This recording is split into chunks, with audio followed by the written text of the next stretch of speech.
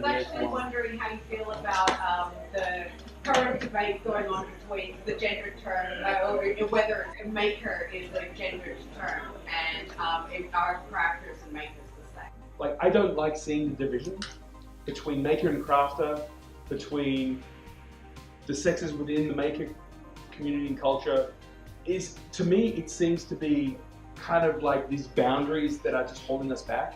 I remember making the comment, and I totally understand why I got the reaction, that we were going through the possibilities of categories in maker. You know, you can make electronics, you can make 3D printing, you could make wood, you could make it, and I went, you could cook to make. And some people went, like, you can't say that. And it's like, you know what? I cook, and that's one of the most expressive things that I can do. But because there's so much loaded stuff around it, that immediately people just assumed that it was like a gender bias thing. So I see that same thing with crafter and maker. Like, there doesn't need to be a gender bias, not male or female, but crafter, maker. If you express yourself through creativity, I don't care if you do it on a computer, whether you do it with your hands, whether you do it cerebrally, you're a maker.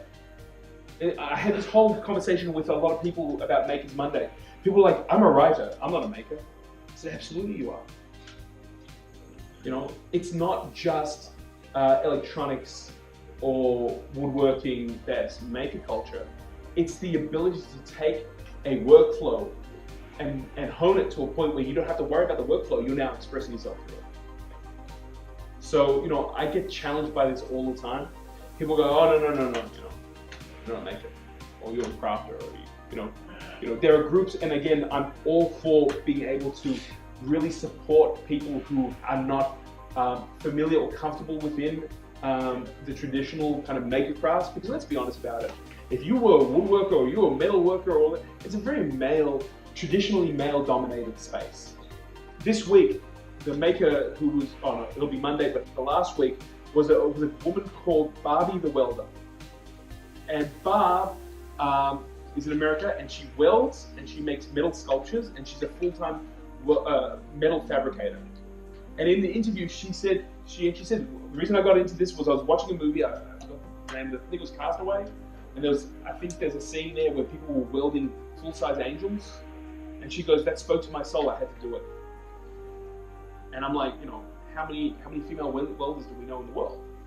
Well, you know, she's cutting an incredible path, because other people are seeing it and going, well, why can't I do it too? So I think we need to kind of take a step back and just enable everyone to create in their own way without labels. You know, if you're a writer, write. If you're a software engineer, create something that people can interface with, or express whatever you want to express with. We don't have much time on this planet, man. We're going to leave our mark. And again, like I was saying before, you don't have to be the be-all and end-all. Create something that maybe someone else will be able to take and iterate. I don't have all the answers, neither do you. But you know what? Together, we could probably go a lot further than we could by ourselves.